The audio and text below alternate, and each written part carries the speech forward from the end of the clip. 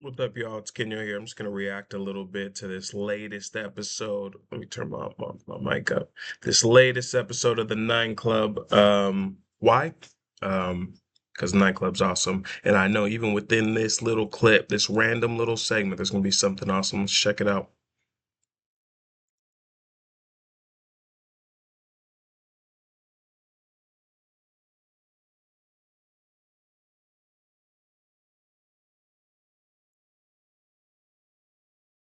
You know what's funny about this? Embarcadero, I grew up at a very young age. I lived in the Bay Area, and so it's like I always heard Embarcadero, but I never knew about this skate spot. I wish I would have when I was that young. Who knows? That would have actually maybe it would have been too much because I just would have been a skater for sure.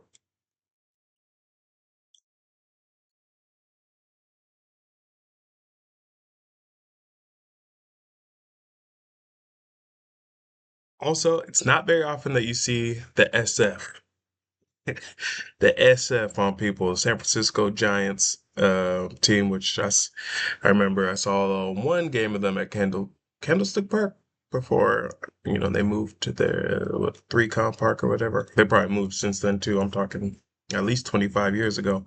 But that's how you know this guy's Bay Area. He's like, yo, put the SF. And then it's hard. I don't know. Skating is so interesting because obviously most of them come from LA, and then Northern California you would think is the second, and it kind of is, but then there's just so many other ones, other places, Texas, Midwest, Florida, other countries. So skaters come from all over.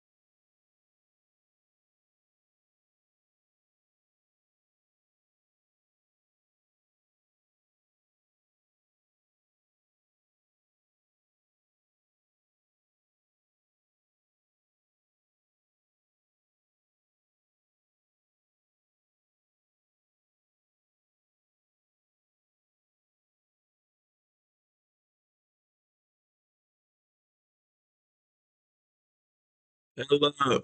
People in the Bay Area love hello.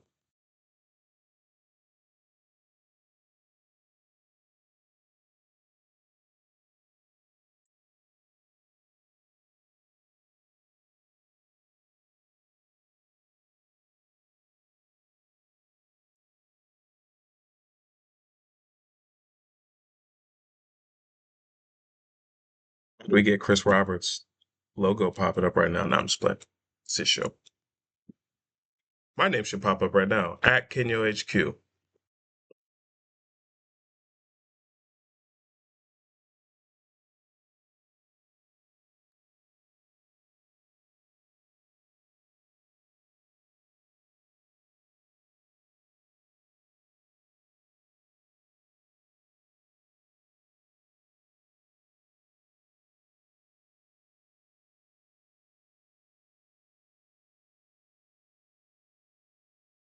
Bro got 2 Gatorades lined up. He said, I'm going to need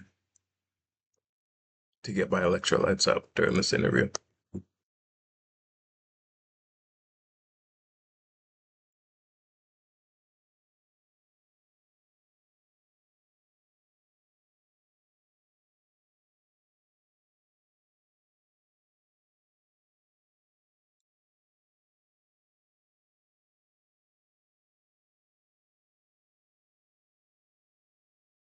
Man. Anyway, you guys need to go watch the whole episode. I know you thought I was gonna chill, sit here, talk about it with you, but no, I'm just doing this because the Nine Club is awesome. And to say a little bit more about why the Nine Club is awesome, honestly, I think this is the #1 podcast out there. And I'm saying this because it's my job on this show to recommend good entertainment. And what is entertainment? Entertainment is something that you can listen to in the background.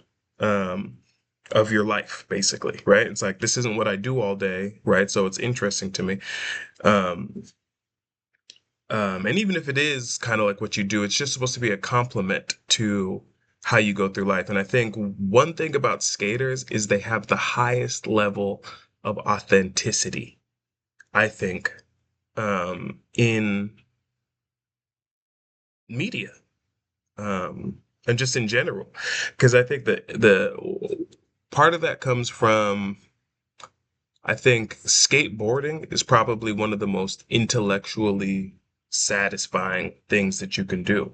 What do I mean by that? I think scientists, even though, of course, their work is very intellectual, I think because they're mostly looking at math and data, they compensate with a lot of imagination.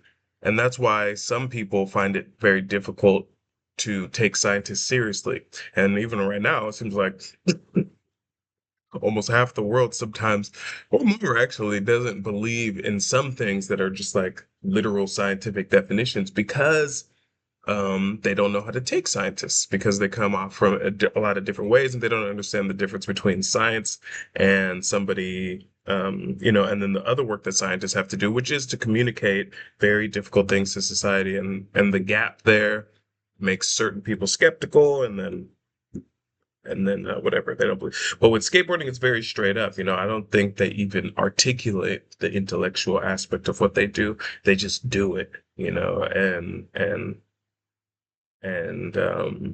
so I think what that allows them to do is to be very content with, content or not content. I think it's also why they spaz out sometimes, but very content with themselves so that it allows them to be very authentic. Whereas other stuff is very difficult to relate to. But I think honestly, skateboarding on the background, because you're going to hear people going through regular lives, and then you get to even see how older people have dealt with their concepts of themselves in the past and are still dealing with themselves in the future intellectually as a human, as someone with a brain, like it's a very good example, honestly, I think, for people to be able to look at people and say, okay, these are some of the paths that really exist in life. And you see the difference between how a 19-year-old thinks about business, between a 22-year-old, between a 25-year-old, between a 27-year-old. It's very different.